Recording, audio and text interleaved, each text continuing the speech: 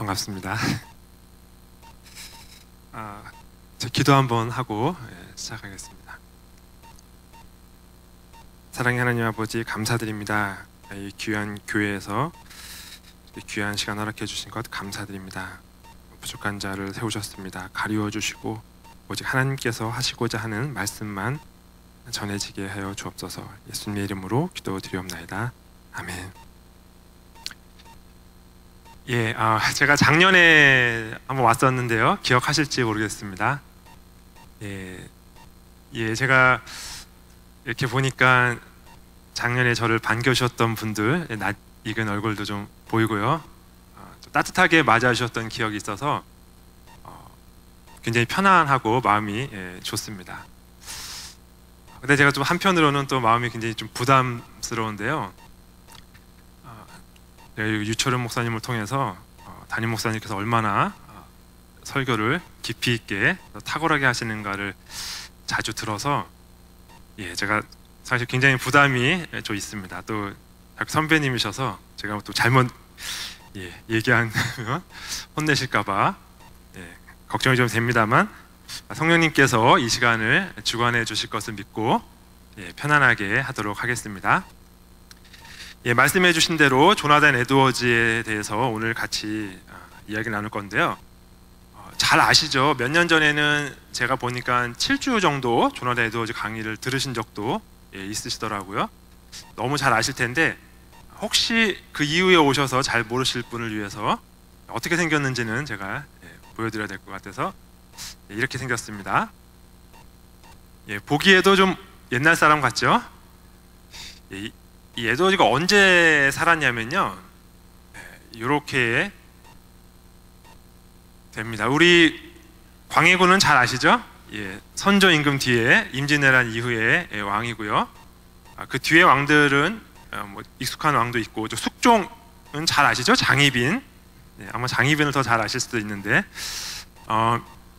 저 광해군 때가요, 1620년대 저 때에 영국의 청교도들이 미국 대륙으로 이주를 한 때입니다. 물론 그 이전에도 미국 대륙에 사람들이 많이 왔는데요, 청교도들이 오면서 이 나라를 신앙으로 다스리는 나라, 기독교와 국가가 하나가 된 나라를 세워보자라는 비전을 가지고 이 땅에 왔습니다. 그래서 미국에서도 저 때를 미국이라는 나라가 실질적으로 시작된 그런 시기로 보고 있죠. 에드워즈는 이때로부터 약 80여 년이 지난 후에, 우리나라는 숙종 임금 때 태어난 사람입니다. 그리고 55년 정도의 삶을 살고 영조 임금 때 생을 마감했습니다. 옛날 사람이죠. 굉장히 옛날 사람입니다. 이 옛날 사람의 글을 우리가 읽어야 할 이유가 무엇일까요? 성경 읽기도 우리가 시간이 없는데, 시간이 있을 때마다 사실 성경을 많이 읽으면 좋습니다. 성경을 읽어야 되죠. 그런데 우리의 지식과 우리의 이해를 가지고 성경을 읽으면 한계가 있잖아요. 좁은 시야를 가지고 깊이 있게 읽지를 못합니다. 우리가 이 영적인 거장의 어깨 위에 올라가서 바라보면 훨씬 더 넓고 깊게 볼 수 있는 유익이 우리에게 있죠. 그래서 에드워즈가 쓴 이 글들이 지금 300년, 400년이 지나도록 시간의 검증을 받으면서 우리에게 참 유익을 준다라고 많은 사람들이 인정하고 있기 때문에 유익이 있을 거라고 저희가 이제 생각하고 에드워즈의 글을 읽는 것인데요. 오늘 특별히 같이 읽을 글은 신앙 감정론이라고 번역된 Religious Affections라는 글입니다. 이 글은 참된 신앙의 증거는 무엇인가에 관해서 쓴 글입니다. 신앙생활 하시면서 저 사람 되게 신앙이 있는 줄 알았는데 나중에 보니까 교회를 떠나고 신앙을 떠난 사람, 그런 사람들 본 적 있으시죠? 우리들은 그런 사람들을 이제 가끔 보잖아요. 그러니까 이상하다, 저 사람 신앙이 있는 줄 알았는데 아니었네, 뭐 이렇게 이상하다 생각하고 넘어가죠. 그런데 에드워즈는 이런 일들을 너무 자주 경험했어요. 에드워즈 시기에 커다란 부흥이 두 차례 있었는데 1734년에 큰 부흥이 있었어요. 많은 사람들이 교회에 와서 막 울면서 자기 죄를 회개하고 막 눈만 뜨면 하나님 얘기하고 막 이렇게 막 하는 거예요. 그래서 에드워즈가 야, 정말 성령님께서 일하셨구나. 그래서 수많은 사람들이 그런 부흥을 경험하는 걸 보고 야, 저 사람들은 정말 하나님을 믿은 사람들이다 라고 생각을 했는데 2년 3년이 지나서 부흥이 끝난 뒤에 그 사람들이 신앙을 다 잃어버리는 모습을 봤어요. 에드워즈가 충격을 받았죠. 그런데 1740년에 다시 한번 이번에는 훨씬 더 큰 부흥이 일어났어요. 이번에는 더 많은 사람들이 더 오랜 기간 동안 더 강력하게 자신의 죄를 회개하고 하나님 위해서 살겠습니다 결단하고 놀라운 신앙의 모습을 보였어요. 그런데 2년 3년이 지나서 다시 또 그 신앙이 식어가는 모습을 보게 된 거죠. 에드워즈가 이 문제를 붙잡고 씨름합니다. 성경을 연구하고 자신의 경험을 토대로 과연 참된 신앙이 있다는 것은 어떻게 알 수 있을까?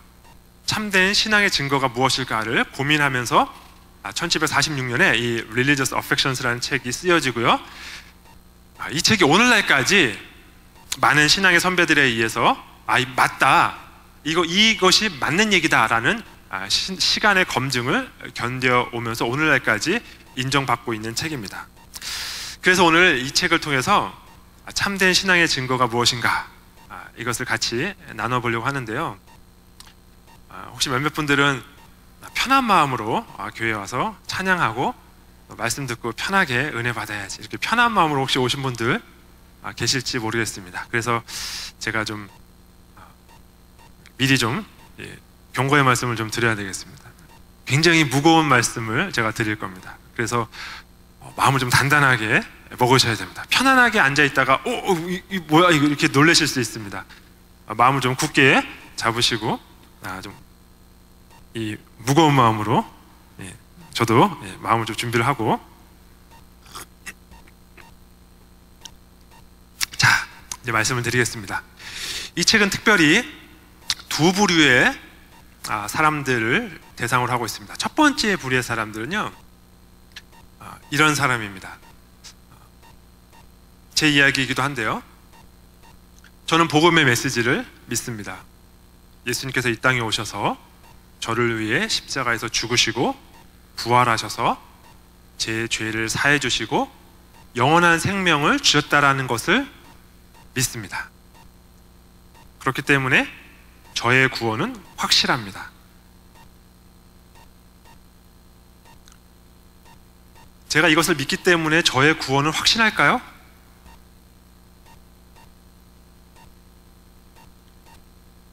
이것은 너무나 중요한 신앙 고백입니다. 복음의 핵심을 잘 요약했습니다. 이것을 반드시 알고 믿어야 합니다. 그런데 에드워즈는 이것을 알고 믿는 것만으로 구원의 증거가 확실하지 않다고 말합니다. 두 번째 부류의 사람들은 이런 사람들입니다. 이것도 제 얘기인데요, 저는 1988년 초등학교 6학년 때 교회에서 있었던 여름 성령학교 마지막 날 부흥회에서 제가 눈물을 흘리며 예수님을 영접했습니다. 예수님께서 제 죄를 위해 십자가에서 죽으셨다라는 그 사실이 제게 너무나 큰 감격이었습니다. 제가 그때 그 뜨거운 감격을 잊을 수가 없습니다. 그래서 제 구원은 확실합니다. 제 구원이 이 고백으로 확실할 것일까요?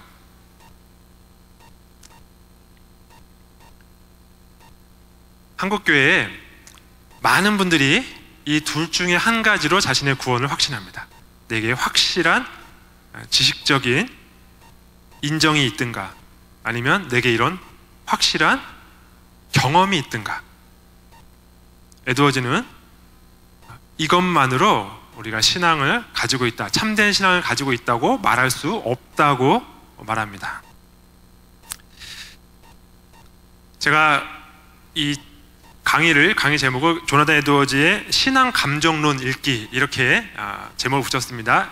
이 홀리 어펙션스라는 이 제목을 우리말로 번역한 책이 신앙 감정론 이렇게 번역을 했는데요, 사실 이 번역 약간 아쉬움이 남는 번역입니다.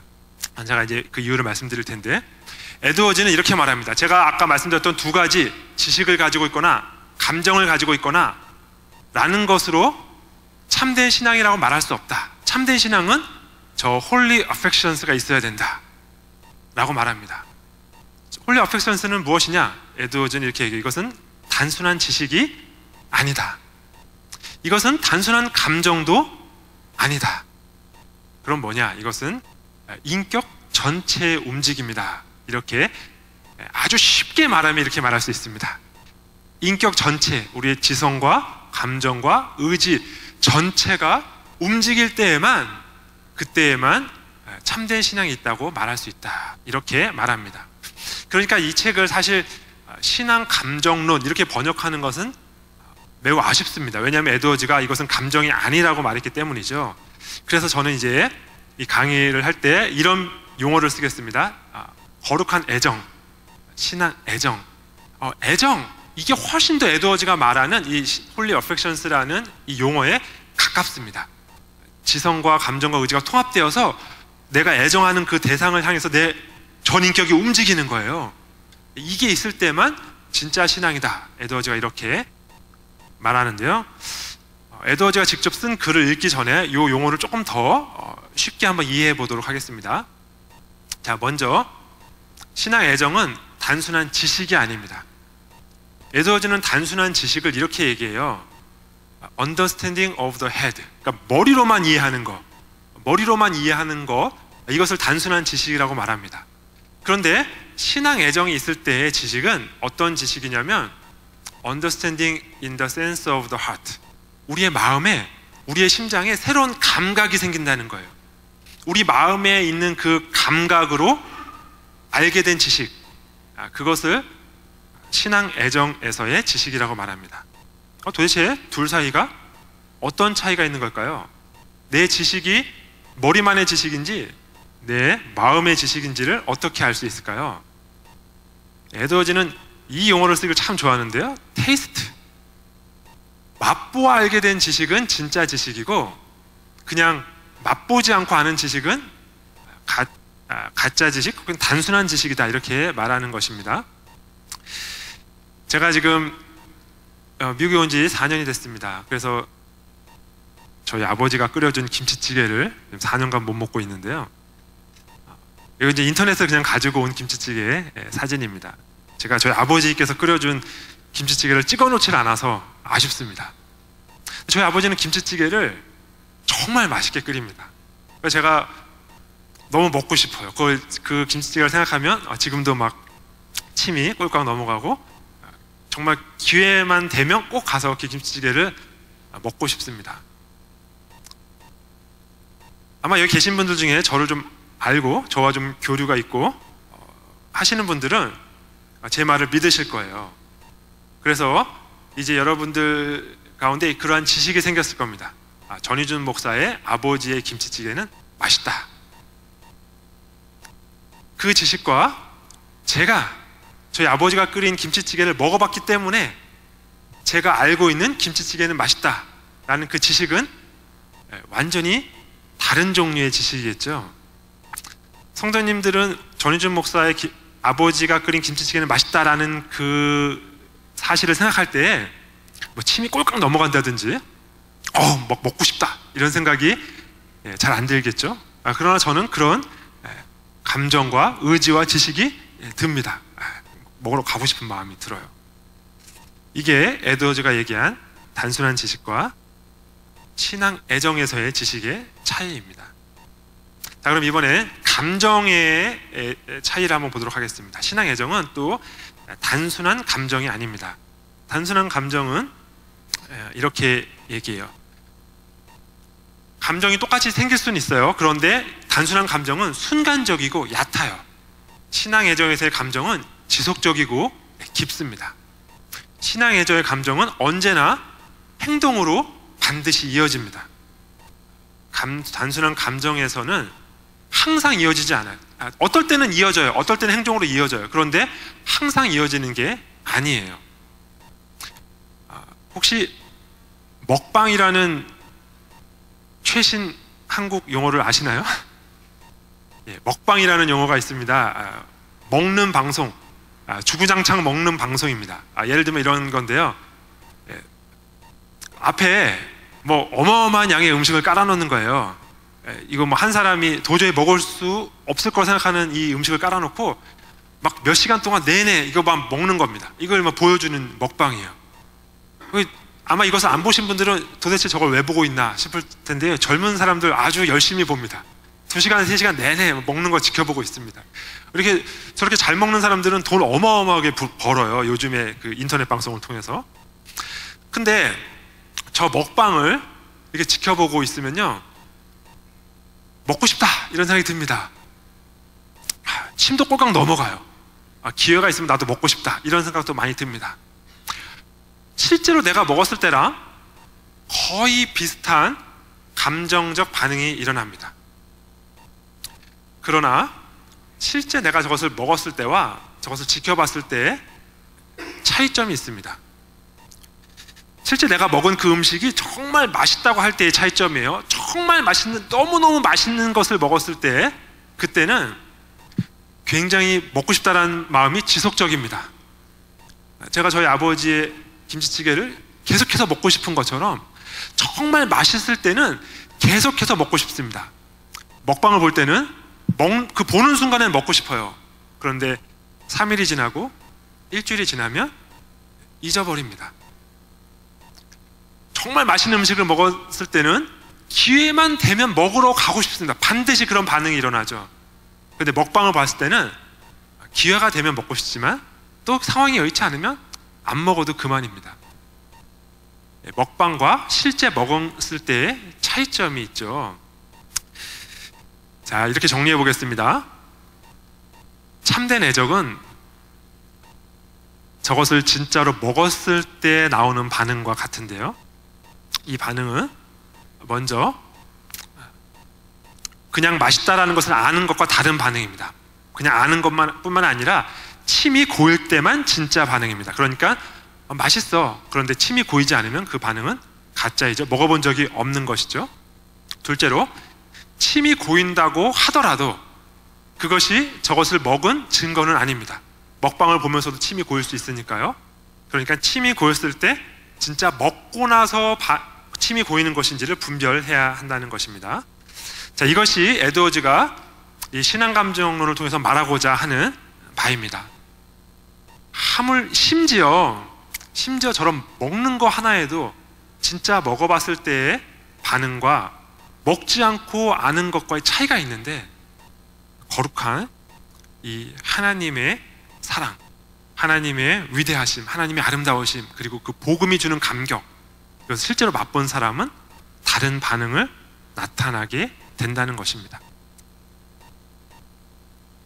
하잘것없는 김치찌개 반응도 이럴진데 하나님이신 성자 하나님께서 이 땅에 오셔서 우리를 위하여 십자가에 죽으시고 부활하셔서 우리에게 새로운 생명을 주셨습니다. 이 사실이 나에게 아무런 감동도 주지 않는다면, 이 사실을 알고도 나는 그냥 내 마음대로 살 거야, 그 사실은 인정해, 그런데 그게 나랑 무슨 상관이야 라는 마음이 든다면, 저 놀라운 복음의 메시지가 실제로 내 안에 들어와 있는 것이 아니라는 것이죠. 자, 이제 구체적으로 에드워즈가 저 복음의 메시지를 맛본 사람, 하나님의 아름다움을 맛본 사람과 그렇지 않은 사람의 차이점을 이 책에서 기록하고 있는데 우리 같이 읽어보겠습니다. 이 책은 두 파트로 나눠져 있는데요, 첫 번째 파트는 있어야 되는 신앙 반응이에요. 있어야 되는 감정이에요. 그 뭐 침이 꿀꺽한다든가 반드시 우리에게 있어야 되는 그런 모습입니다. 그러나 그 모습이 있다고 해서 참된 신앙을 가지고 있다라고 확신할 수는 없는 증거들입니다. 이것을 12가지를 기록하고 있어요.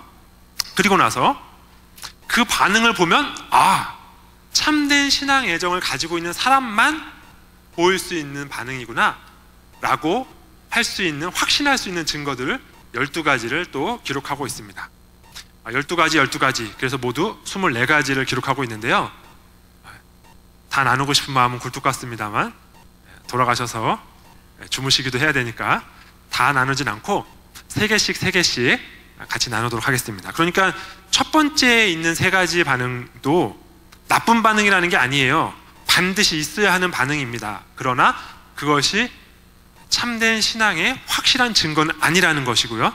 두 번째는 이 증거를 보면 반드시 참된 신앙이 있다고 확신해도 좋은 반응인 것입니다. 먼저 첫 번째에 속하는 반응 세 가지를 같이 읽도록 하겠습니다. 첫 번째는 이것입니다. 감정이 크게 발휘되거나 아주 높이 고양되는 것. 성경이 우리에게 이러한 감정들을 품도록 요청하고 있기 때문에 이것은 신앙을 가진 사람이 마땅히 품어야 될 감정입니다. 마태복음에서 예수님께서 산상수훈에서 이렇게 말씀하셨죠. 기뻐하고 즐거워하라. 시편 기자는 이렇게 노래합니다. 의인은 기뻐하여 하나님 앞에서 뛰놀며 기뻐하고 즐거워할지어다. 하나님께서 우리에게 기뻐하기를 명하고 있기 때문에 우리 안에 하나님을 생각할 때 기쁨이 넘쳐나는 거, 이거 참된 신앙인의 마땅한 반응입니다. 그런데요, 저런 반응이 있다고 해서 하나님으로 인하여 기뻐하고 즐거워한다고 해서 참된 신앙이 있다라고 확신할 수는 없다고 에드워즈가 말합니다. 반대 의견이죠. 왜냐하면 누구처럼 보이죠? 모세입니다. 모세와 이스라엘 백성들이 홍해를 건넜습니다. 홍해를 건넌 다음에 모세와 미리암이 찬송을 불러요. 그 찬송을 지금 온 이스라엘 백성이 함께 찬송을 부릅니다. 이게 지금 이스라엘 그 민요로 지금까지 전해지고 있거든요. 혹시 들어보셨는지 모르겠습니다. 내가 주를 찬송하리 높고 영화로우신 주 말과 적군을 죽이셨네. 있는데요. 제가 노래를 잘 못해서 아마 이게 지금 우리 찬송으로도 지금 불려지고 있는데 이스라엘 백성들의 민요입니다. 그만큼 이 하나님께서 홍해를 가르셔서 이스라엘 백성들을 구원해 주신 것에 기쁨으로 사람들이 지금까지 이스라엘 백성들이 찬송하고 있습니다. 근데 이렇게 기쁘게 찬송했던 이스라엘 백성들이 3일이 지나서 무엇을 했는지 아시죠? 불평, 불만, 원망을 합니다. 그리고 좀 더 시간이 흐른 후에는 금송아지를 짓죠. 그래서 하나님을 기뻐했다고 해서 그걸 참된 신앙의 증거라고 말할 수 없다. 에드워즈가 이렇게 말합니다. 마찬가지로 예수님께서 예루살렘 성에 입성하실 때 사람들이 종려나무 가지를 흔들면서 호산나 다윗의 자손이여 찬송하리로다 주의 이름으로 오시는 이여 이러면서 엄청 기뻐했습니다. 지금 저 사진에 보이는지 저 그림에 보이는지 모르겠어요. 이 종려나무 가지를 흔들고 있는 저 소년 엄청 기뻐하면서 막 흔들고 있습니다. 저렇게 기쁘게 예수님을 맞이했던 저 사람들이 시간이 조금 흐른 뒤에 어떻게 했습니까? 예수를 십자가에 못 박으라! 십자가에 못 박으라! 하나님을 찬송하고 기뻐했지만 그들은 참된 신앙이 아니었죠. 그래서 에드워즈는 우리의 감정이 아주 크게 고양돼서 아무리 기쁘게 하나님을 찬양하고 기뻐하고 하더라도 그것은 참된 신앙의 증거가 아니다라고 말합니다. 두 번째, 이렇게 말합니다. 양심의 각성과 죄에 대한 깨달음이 있은 후에 어떤 일정한 순서를 따라 위로와 기쁨이 뒤따르는 것. 이것은 아주 좋은 신앙의 반응입니다. 하나님께서 이러한 이 신앙의 모습이 우리 가운데 있어야 된다고 얘기를 하시면서 예레미야 8장 11절 이렇게 말씀하시죠. 그들이 내 딸 백성의 상처를 가볍게 여기면서 말하기를 평강하다 평강하다 하나 평강이 없도다. 지금 예레미야를 통해서 하나님께서 이스라엘의 선지자들을 책망하시는데요, 죄에 대한 각성이 없어요. 이스라엘 백성들이 지금 죄를 짓고 있잖아요. 죄에 대한 각성이 없이 평강하다 평강하다 하는 것, 그러한 선지자들의 외침은 다 거짓이라는 것이죠. 하나님께서는 죄에 대한 각성이 반드시 먼저 있기를 우리에게 요구하십니다. 하나님을 두려워해야 돼요. 내 죄 때문에 하나님 앞에서 두려워해야 됩니다. 그리고 나서 하나님께서 우리에게 평강을 주세요. 그러니까 이 순서, 하나님 앞에 죄에 대한 각성이 있고 그 다음에 위로와 기쁨이 뒤따르는 것은 아주 적절한 마땅한 반응입니다. 그러나 이러한 반응이 있다고 해서 내 신앙이 진짜다라고 확신할 수는 없습니다. 에드워즈는 사울의 예를 드는데요, 사울이 다윗에게 구원을 받은 두 번째입니다. 지금 다윗이 사울을 두 번째 살려줬어요. 그 사실 알고 나서 사울이 이렇게 말하죠. 내 아들 다윗아, 이것이 내 목소리냐 하고 소리를 높여 울며. 사울이 웁니다. 정말 슬프게 울었겠죠. 자신은 다윗을 죽이려고 했는데 다윗은 자신을 살려줬다는 사실이 얼마나 미안하고 고마웠겠습니까? 자신이 얼마나 부끄럽겠습니까? 울면서 다윗아, 이것이 네 목소리냐? 울면서 막 고백을 하는 거예요. 자신의 죄를 회개하고. 그리고 난 후에 사울이 이렇게도 말합니다. 보라, 나는 네가 반드시 왕이 될 것을 알고 이스라엘 나라가 네 손에 견고히 설 것을 안다. 하나님의 뜻에 합당한, 하나님의 뜻을 믿고 하나님의 뜻대로 이루어질 것이라고 선포하는 것이죠. 이러한 순서, 자신의 죄를 회개하고 하나님의 뜻이 이루어질 것이다 라고 선포하는 이 순서는 아주 신앙인으로서 적합한 순서입니다. 그러나 우리가 알고 있듯이 사울은 전혀 참된 신앙을 갖고 있지 않았었죠. 자, 이제 세 번째입니다. 자신의 체험이 신령하기 때문에 자신들이 영적으로 건전한 상태에 있다고 확신하는 것. 이것은 매우 필요한, 아주 필요한 상태입니다.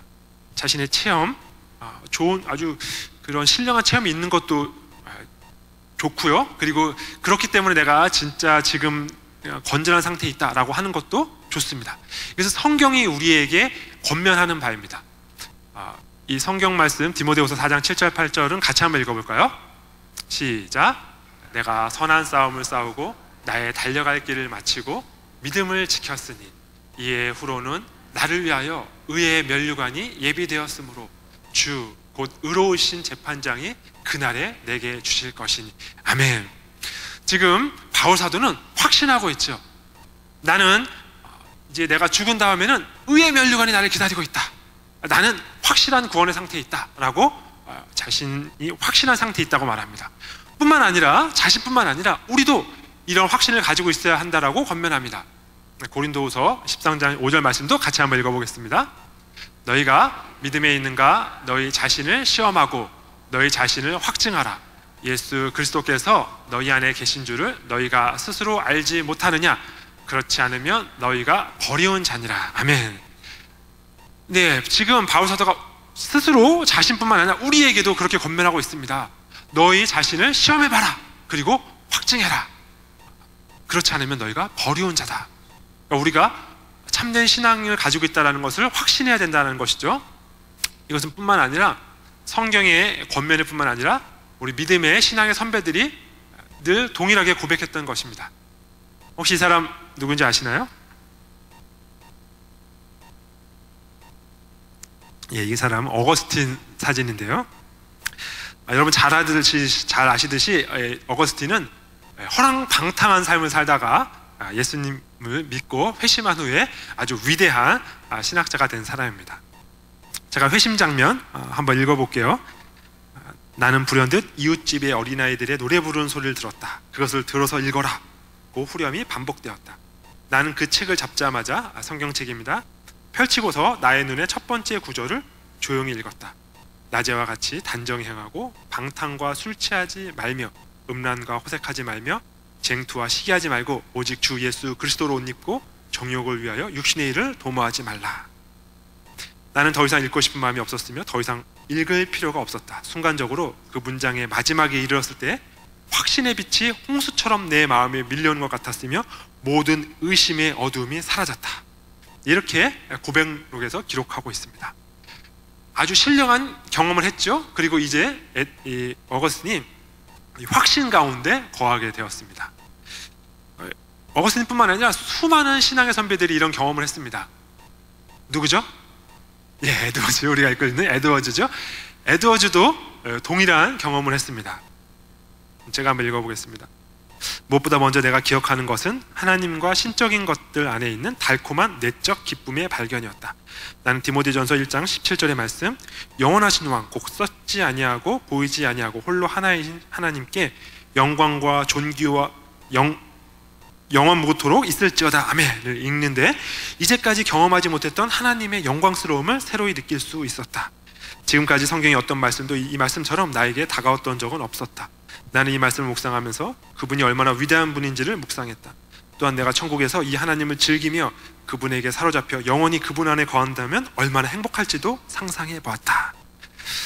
네, 성경의 말씀과 이러한 신앙 선배들의 이런 고백들이 체험이 얼마나 중요한지, 확신이 얼마나 중요한지를 우리에게 알려주고 있습니다. 그러나 에드워즈는 이것도 참된 신앙의 증거가 될 수 없다고 말합니다. 이렇게 말합니다. 마귀는 참된 성도에게 있는 소망은 공격하지만 위선자들에게 있는 소망은 공격하지 않는다. 참된 신앙이 있는 사람은요, 의심하고 확신하고 의심하고 확신하고 이것을 반복한다는 말입니다. 그런데 위선자들은, 여기서 위선자는 의도적으로 위선을 행하는 사람이 아니고요, 자신이 그렇다라고 알고 있는 사람입니다. 위선자들의 소망을 가지고 있어요. 확신을 가지고 있어요. 흔들림이 없습니다. 이렇게 말합니다. 우리가 풍성한 경험을 통해 발견하게 되는 사실은 자극들과 가상의 계시로 오도된 사람들에게 극단적인 확신이 있다는 것이다. 그리고 그런 경우 그들은 어떠한 논쟁이나 검토도 하려고 하지 않는다. 참된 신앙을 가지고 있는 사람은 얼마든지 자신의 신앙에 대해서 검토하고 토론하고 다시 확인하는 과정을 거치려고 해요. 그런데 가짜 확신을 가지고 있는 사람은 절대로 자신의 신앙을 점검하려고 하지 않습니다. 논쟁하려고 하지 않습니다. 그냥 나는 그래, 나는 확실해, 라는 확신만 가지고 살아갑니다. 여러분, 이런 확신을 누구에게서 가장 강력하게 볼 수 있습니까? 바로 이단에 속한 사람들이에요. 이단에 속한 사람들에게는 이 확신이 너무너무 강력합니다. 그 누가 와서 어떤 말을 해도 그것을 점검할 생각조차 하지 않아요. 그저 자신의 확신 가운데서 살아갑니다. 그런데 이 확신이 우리 신앙의 증거가 될 수 있습니까? 에드워즈가 이렇게 말합니다. 성경 어디에서 사람이 영적으로 건전한 상태에 있다고 자신 있게 믿는 것이 바로 믿음이라는 개념을 배웠단 말인가? 만일 이것이 믿음이라면 바리새인들에게도 탁월할 정도로 믿음이 있었다는 것이 된다. 우리가 잘 알듯이 바리새인들에게는 참된 믿음이 없었죠. 그러나 자신에게 믿음이 있다고 확신한, 자신이 구원받았다고 확신한, 자신은 천국에 갈 것이라고 확신한 사람들 중에 가장 확신이 강했던 성경의 인물들을 찾아보라면 그것은 바로 바리새인들입니다. 그래서 에드워즈는 아무리 자신이 참된 신앙이 있다라는 확신을 가지고 있다고 해도 그 확신이 우리를 참된 신앙인으로 만들어주지 않는다라고 말합니다. 자, 이제 큰일 났습니다. 그 어떤 것도 우리를 참된 신앙인이라고, 우리가 확실한 구원을 받았다고 보증해주지 않습니다. 어떻게 해야 됩니까? 에드워즈가 이제 참된 신앙을 가지고 있다고 확신할 수 있는 증거들을 12가지를 말하는데요. 오늘 3가지를 같이 읽도록 하겠습니다. 이 3가지뿐만 아니라 12가지 모두 다 공이 우리가 아까 같이 나눴던 그 참된 신앙의 기본이 되는 거룩한 애정을 바탕으로 하고 있습니다. 거룩한 애정을 가졌다라는 것은 하나님의 아름다움, 하나님의 거룩하심, 그 복음의 메시지의 그 놀라운 감격, 예수님의 사랑, 이것을 맛보아 알았다라는 말이거든요. 그것을 맛보아 알게 된 사람은 이제 우리의 지성과 감정과 의지, 전인격이 움직이게 되어 있습니다. 그 움직임이 있는 사람이야말로 참된 신앙 애정을 가지고 있는 사람이다, 이런 말인데요. 구체적으로 하나씩 3가지를 같이 나누어 보도록 하겠습니다. 자, 첫 번째는 참된 신앙 애정은 본성의 변화를 동반한다라는 것입니다. 에베소서 4장 21절부터 24절까지 말씀인데요. 같이 한번 한 목소리로 읽어보겠습니다. 진리가 예수 안에 있는 것 같이 너희가 참으로 그에게서 듣고 또한 그 안에서 가르침을 받았을진대 너희는 유혹의 욕심을 따라 썩어져가는 구습을 따르는 옛사람을 벗어버리고 오직 너희의 심령이 새롭게 되어 하나님을 따라 의와 진리의 거룩함으로 지으심을 받은 새 사람을 입으라. 아멘. 네, 아주 귀한 말씀입니다. 그런데 약간 오해의 소지가 있습니다. 어떤 오해의 소지가 있냐면 우리가 이제 우리의 옛사람을 열심히 벗는 일을 열심히 해야 되고, 그리고 이제 우리의 새 사람을 열심히 있는 일을 열심히 하라고 우리에게 명령하는구나, 이렇게 오해할 소지가 있습니다. 이 말씀은 우리한테 그렇게 살아라 라고 명령하는 말씀이 아니고요, 이 말씀은 우리가 그렇게 되었다라고 가르침을 받았다라는 말씀입니다. 우리는 이미 가르침을 받았어요. 어떤 가르침을 받았냐면, 너희는 옛사람은 벗어버린 존재다, 너희는 새 사람을 입은 존재다, 너희의 본성이 이제 달라진 존재다 라는 가르침을 받았다라는 것입니다. 그러니까 나 이렇게 살아야지, 나는 이렇게 살 마음은 전혀 없지만 이렇게 살아야 구원받은 사람이라고 하니까 난 이렇게 살아야지 애쓰고 노력하라고 하는 말이 아니에요. 그렇게 한다고 된다는 말이 아니라는 거예요. 구원받은 사람은 우리의 본성이 변했기 때문에 우리가 이미 이 새 사람을 입은 모습을 따라서 살기를 원하는 마음이 우리 안에 있다라는 것입니다. 우리는 종종 이렇게 생각하는 사람이 하는 경우가 있어요. 내가 구원받았다는 확실한 증거는 내 안에 성령의 은사가 있으면 확실한 거 아닐까. 그래서 막 놀라운 이적을 베푸는 그런 목사님들 보면 저분은 구원받은 게 확실한 것 같다, 뭐 이렇게 생각하는 경향이 있습니다. 에드워즈가 이렇게 말합니다. 거듭나지 못한 사람들은 그들에게 어떤 성령의 은사가 있다고 해도 신약 성경의 통상적인 언어로는 영적인 사람들이라고 불리지 않았다. 왜냐하면 사람들이 영적이라고 말한 것은 그들에게 성령의 은사가 있었기 때문이 아니라 그들에게 성령의 미덕이 있었기 때문이다. 성령의 미덕이란 성령의 열매들이죠. 사랑, 희락, 화평, 인내, 자비, 양성, 충성, 온유, 절제. 에드워즈가 자주 말하는 사람이 발람입니다. 발람 잘 아시죠? 오늘날 그 어떤 은사를 할 줄 아는 사람을 데리고 와도 이 발람보다 더 큰 은사를 받은 사람은 없습니다.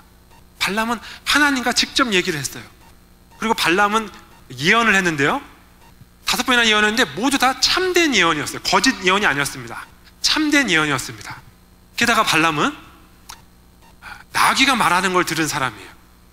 우리 아무리 병 잘 고치는 목사님 데려와도 나귀가 말하는 걸 들어본 사람 없잖아요. 은사로 따지면 정말 탁월한 은사를 받은 사람입니다. 그런데 이 발람은 신약 성경에서 내내 거짓 선지자로, 악한 자의 원형으로 묘사되는 자입니다. 중요한 것은 성령의 은사가 아니라 성령의 열매라는 것이죠. 에드워즈가 쓴 이 글도 읽어보겠습니다. 높이 고양된 은혜로운 애정들은 사람의 마음속에 신적인 일들에 있는 달콤한 향기와 맛을 남기며 영원히 하나님과의 거룩을 강하게 추구한다. 사람들이 비상한 방식으로 그리스도와 대화해 왔다면 그것은 그들에게 느낄 수 있는 영향을 미친다. 그들의 성향과 생활 양식에는 어떤 주목할 만한 것이 있게 된다. 우리가 그것을 인식하고 그 원인을 추적해보면 우리는 그 이유가 그들이 그리스도와 함께 했었기 때문이라는 것을 알게 된다. 알게 된다는 거예요. 굳이 나가서 나 그리스도인이야 라고 막 말하지 않아도 여러분의 삶을 살고 있으면 알게 된다는 거예요. 저 사람 뭔가 다른데? 뭐지? 이런 반응이 나오게 된다는 것입니다. 이 말 좀 복잡하고 길어서 제가 이렇게 표를 한번 만들어 왔는데요, 신앙 애정이 있는 사람은 달콤한 맛, 우리한테 특별한 감각이 생겨서 달콤한 맛을 보게 됐다는 것이죠. 달콤한 맛을 보게 된 사람은 이게 너무 맛있어서 그래서 또 먹고 싶으니까, 또 맛보고 싶으니까 찾아가요. 어디로 찾아갑니까? 하나님과의 교제로 찾아갑니다. 찾아가서 하나님과 교제하면서 이 달콤한 맛을 막 봐요. 이것을 보면서 이제 입맛이 바뀌게 됩니다. 성품이, 생활 양식에 변화가 있게 되죠. 입맛이 바뀌어요. 이 라면인데요, 제 아내가 라면을 엄청 좋아했습니다. 뭐 하루에 뭐 2번, 3번 얼마든지 먹었고요. 한 번 먹을 때 하나를 끓이는 것은 라면으로 간주하지 않았습니다. 반드시 2개 이상 끓여야만 라면이다 이렇게 이야기하고 뭐 일주일에 뭐 여러 번 먹었었던 사람입니다. 그런데 제 아내가 이제 다이어트를 결심하고 이런 음식을 만들어 먹습니다. 잘 보이시는지 모르겠습니다.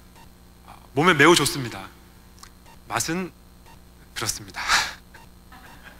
그런데요, 이 아내가 이 건강식으로 바뀌고 나서 건강식을 계속 먹다 보니까 입맛이 바뀌더라고요. 전에는 저 라면을 일주일에 몇 번씩 안 먹으면 못 살던 사람이었는데 건강식을 먹다 보니까 라면이 안 땡긴대요. 입맛이 바뀐 겁니다. 심지어 이런 우리가 먹는 음식도요, 우리가 다른 음식을 먹으면 우리의 체질이 바뀌어요. 그런데 거룩한 하나님을 경험하고 나서 우리의 체질이 어떻게 바뀌지 않을 수 있겠습니까? 예전에 우리는 저런 거 좋아했었습니다. 라면 같은 거. 혹시 라면 회사에서 일하시는 분 계시면 절대 라면을 절대 비하하는 건 아니고요. 이제 그 건강의 차원에서 예를 그냥 들자면, 그전에는 우리가 돈, 성공, 명예 이런 것만 추구하며 살았죠. 우리의 기도 제목에는 늘 저런 것만 있었습니다. 그런데 이제 하나님의 선하심, 예수님의 사랑을 맛본 사람은 우리의 기도 제목이 바뀌어요. 더 거룩하게 해주세요. 더 사랑 많은 사람으로 살게 해주세요. 하나님의 의를 추구하게 해주세요. 어느새 우리의 기도 제목에 돈, 성공, 명예를 향한 기도 제목이 점점 줄어들고 있는 우리 자신을 발견하게 되는 것입니다. 자, 2번째, 참된 신앙의 애정은 아름다운 균형과 조화를 이룹니다. 시편 기자가 이렇게 노래합니다. 여호와는 그 경외하는 자, 곧 그 인자하심을 바라는 자를 살피사. 경외한다는 건 두려워한다는 거잖아요. 그런데 인자하심을 바란다라는 것은 좀 반대에 있는 것 같아요. 그런데 이 두 개가 전혀 어색하지 않게 한 문장에 있습니다. 예수님이 부활한 다음에 여자들이 제자들한테 갈 때 무서움과 기쁨을 느끼면서 갔습니다. 에드워즈가 이런 걸 좀 관찰하면서 보니까 하나님을 참되게 아는 그 애정에는 이런 균형이 있구나, 조화를 이루는구나, 이렇게 생각을 했던 것입니다. 이것은 너무나 잘 이제 찾아낸 것인데요. 하나님 안에서는요, 하나님의 여러 속성들이 하나로 통일되어 있습니다. 하나님의 사랑과 하나님의 거룩, 하나님의 긍휼과 하나님의 인자하심, 이런 것들은요 서로 상반된 속성들이 아니에요. 하나님 안에서 모두 통일되어 있는 속성입니다. 하나님의 사랑이 하나님의 거룩이고 하나님의 공의가 하나님의 긍휼이에요. 그렇기 때문에 우리가 하나님을 맛보아 알게 된다면 하나님의 모든 속성이 우리 안에서 균형을 이루면서 조화를 이루면서 발견되게 되어 있습니다. 그래서 에드워즈가 이렇게 말합니다. 성도들에게 거룩한 소망과 거룩한 두려움은 공존한다. 하지만 일부 위선자들에게는 소망이 너무 확실한 반면에 경외감과 자기 부인과 신중함은 없으며 두려움은 완전히 사라져버린다. 그러니까 어떤 사람들은 하나님은 너무 날 사랑해, 사랑이 하나님이야, 이것만 막 좋아해요. 그래서 죄를 짓고 막 살면서도 하나님은 날 사랑해, 하나님은 내가 행복하길 바래, 이것만 생각합니다. 참된 신앙 애정을 가지고 있는 게 아닌 거죠. 이 조화와 균형은 감정들 간에서뿐만 아니라 시간을 통해서도 균형을 이룹니다. 마태복음 5장 4절, 애통하는 자는 복이 있나니 그들이 위로를 받을 것이며. 아멘. 에드워즈가 이렇게 얘기하는 거예요. 애통하는 자, 과거에 애통했다고 말하는 게 아니라 지금 애통하는 자를 말하고 있다. 과거에는 내가 내 죄 때문에 애통했는데 지금은 하나님의 사랑과 용서를 경험했으니까 이제는 애통 안 해도 되겠지 라고 말하는 게 아니라, 그 하나님의 용서와 사랑을 경험한 이후에도 여전히 내 죄로 인해서 애통하는 것, 그것이 참된 애정의 증거다, 이렇게 말하고 있습니다. 또 이 균형은 감정들 간에 또 시간에서의 균형뿐만 아니라 하나님과 우리와의 사이에서도 균형을 이루어야 합니다. 읽어보겠습니다. 사랑의 감정을 예로 들어보면 어떤 사람들은 하나님과 그리스도를 향한 사랑을 크게 가장하고 뽐내면서 자랑한다. 그들은 자신들이 하나님과 그리스도에 대해 듣거나 생각한 내용으로 크게 감동되었을 수도 있다. 하지만 그들에게는 다른 사람들 향한 사랑과 자비의 정신이 없다. 오히려 그들은 분쟁, 질투, 복수와 비난에 쉽게 기울어진다. 그리고는 이웃에 대한 과거의 원한을 14년은 아니더라도 7년 동안은 그들의 가슴에 품는다. 제가 에드워즈가 왜 굳이 7년, 14년을 말했는지는 모르겠습니다. 아마 에드워즈가 이 책을 쓸 때 누군가 7년이 지나도록 원한을 안 풀고 있는 사람이 있었던 것 같아요. 에드워즈가 하는 말은 명확하죠. 하나님만 사랑하는 사람, 이웃에 대한 원통함을 풀고 있지 않은 사람, 참된 신앙 애정이 없는 사람이라는 것입니다. 먹방을 보면서 자기가 마치 그 음식을 먹은 걸로 착각하는 사람입니다. 하나님 앞에서 기뻐하고 하나님 앞에서 찬양하고 기뻐 뛰놀지만, 그러나 이웃을 사랑하지 않는 사람, 원한을 풀지 않는 사람, 그냥 먹방 보면서 먹었다고 착각하는 거예요. 진짜 먹은 사람은, 그 하나님의 사랑을 경험한 사람은 이웃을 향한 용서를 하지 않을래야 않을 수가 없다는 것입니다. 우리 베들레헴 교회 성도님들하고는 전혀 상관이 없는 이야기이지만 참 안타깝게도 이 시카고의 지역에 굉장히 많은 교회들이 분열되고 분교를 겪으면서 많이 쪼개졌죠. 그런데 그렇게 쪼개진 교회들이 서로를 향해서 용서하지 않고 계속해서 원망하고 비난하고 정죄하며 원통함을 풀고 있지 않는 모습들을 보았다라는 사람들의 이야기를 들을 때마다 얼마나 가슴이 아픈지 모르겠습니다. 한번 점검해 보셔야 합니다. 내가 정말 참된 신앙 애정을 가지고 있는 것인지. 이제 마지막으로 한 가지만 더 같이 보도록 하겠습니다. 마지막 같이 나눌 내용은, 참된 신앙 애정은 더 높이 고양되면 될수록 영적인 만족을 위한 영혼의 갈망이 더 커진다라는 것입니다. 빌립보서 3장 말씀 같이 한번 읽겠습니다. 형제들아, 나는 아직 내가 잡은 줄로 여기지 아니하고 오직 한 일, 즉 뒤에 있는 것은 잊어버리고 앞에 있는 것을 잡으려고 표대를 향하여 그리스도 예수 안에서 하나님이 부르신 상을 위하여 쫓아가노라. 네, 아멘. 어떤 학자들은요, 도대체 바울 사도가 잡으려고 쫓아간다는 저 표대가 무엇이냐 해가지고 막 논쟁을 합니다. 저것은 구원이다.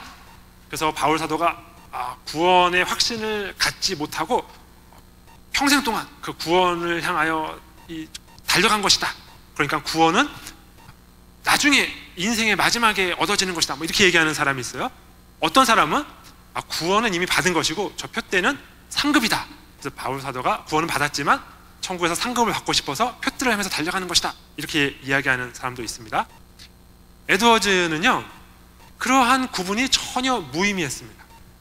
에드워즈에게 중요한 것은 참된 신앙을 가지고 있는 사람은 계속해서 전진해 나간다라는 것입니다. 전진해 나가는 삶, 그것 자체가 참된 신앙의 증거라는 것이죠. 이렇게 말합니다. 성도들은 앞으로 더 나아가려는 강렬한 갈망이 생기게 된다. 그 이유는 사람들이 거룩한 애정들을 더 체험할수록 영적인 미각을 더 많이 갖게 되며 그 미각으로 거룩함의 신적인 아름다움의 맛과 탁월성을 인식하게 되기 때문이다. 네, 더 맛있는 걸 더 많이 먹은 사람이 더 맛있는 걸 더 찾아요. 예, 그렇죠. 네, 저는 제 아내가 해주는 밥이 다 맛있어서 뭘 먹어도 그냥 다 맛있는데, 제 아내는 늘 더 맛있는 걸 만들려고 막 더 애를 씁니다. 맛있는 걸 잘 알거든요. 미각이 발달해서. 그리고 미각이 발달해서 더 맛있는 거를 늘 더 막 추구하더라고요.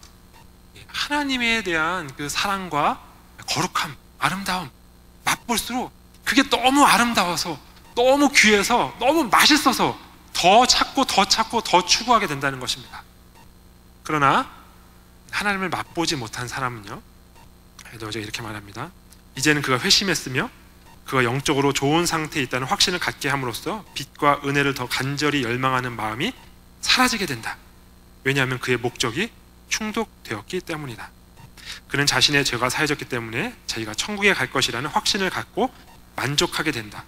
그들은 그들의 처음 체험 또는 과거에 가졌던 어떤 큰 체험에 의지하여 살아간다. 그리고 하나님과 은혜를 향한 그들의 추구와 갈구는 끝나버린다. 나는 이미 구원받았으니까 뭐 더 이상 내가 뭐 원할 게 뭐가 있어. 나는 구원받았으니까 난 그걸로 됐어. 내가 예전에 그 하나님의 은혜를 경험했었어. 그러니까 나는 구원받은 사람이야. 난 천국 어차피 갈 거야. 여기서는 뭐 그냥 뭐 대충 살면 돼 라는 마음을 혹시 가지고 있다면 그것이야말로 구원받지 않았다는 가장 확실한 증거라는 것이죠. 실제 맛본 사람은 그냥 먹방 본 게 아니고 실제 먹은 사람은 너무너무 맛있어서 계속해서 추구하게 되어 있다는 것입니다. 저는 성도님들께서 오늘 이 금요 예배에 어떤 마음으로 나오셨는지 잘 모르겠습니다. 어떤 분은 어떤 맡고 있는 직책이 있어서 안 나오면 뭐라고 하니까 할 수 없이 나오신 분들 계실지 모르겠습니다. 어떤 분들은 하고 있는 일이 있어서 그 일, 뭐 음향이나 뭐 조명, 뭐 연주해야 되니까 안 하면 빵꾸 나니까 나와야 되셨을 수도 있어요.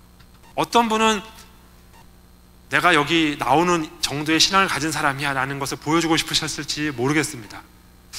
그런데 그런 분들이 아니라면 하루 종일 아침부터 일찍 직장에서 일터에서 힘들게 일하시고 피곤하고 지친 몸을 이끌고 여기 나오신 이유가 무엇입니까? 갈급함이 있기 때문이죠. 갈급함이 있기 때문에 이 늦은 밤 피곤한 몸을 이끌고 이 강의를 들으러 오신 건 아닙니까? 정말 간절한 마음으로 더 갈급해서 그렇게 간절한 마음으로 여기 오셨다면 그분들은 참된 신앙을 가지고 있는 증거를 가지고 계신 것이죠.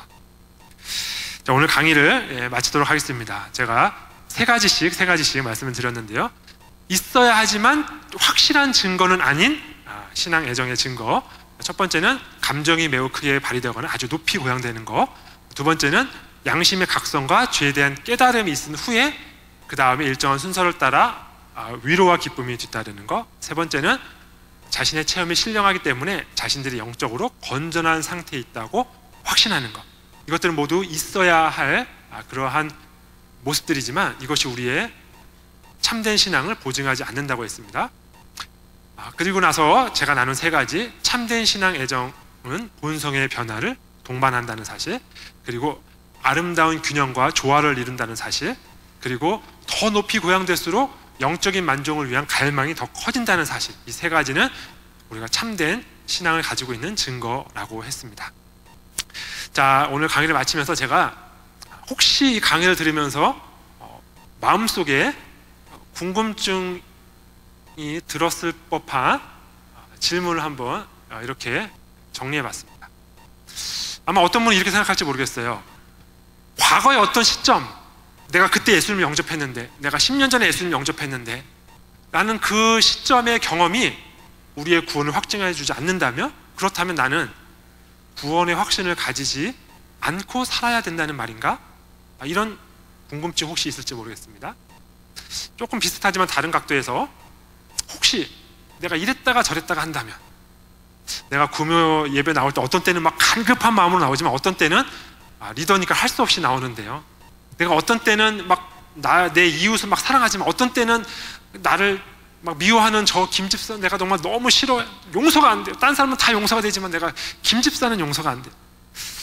그러면 어떻게 되는 겁니까? 저기 제가 최 집사님, 박 집사님, 김집사님 김집사님 1 다 용서가 되는데 김 집사님 2는 용서가 안 되면 그러면 저는 뭐 어떻게 되는 건가요? 구원 받은 건가 아닌 건가요? 뭐 이런 질문들이 혹시 있을지 모르겠습니다. 그리고 마지막으로 사실은 제가 생각하기에 가장 중요한 질문인데요, 이 기준에 비춰봤을 때 내가 참된 신앙을 갖고 있는 게 아니라면, 내가 구원받은 게 아니라면, 내가 거듭나지 않았다면, 그렇다면 나는 어떻게 해야 하나요?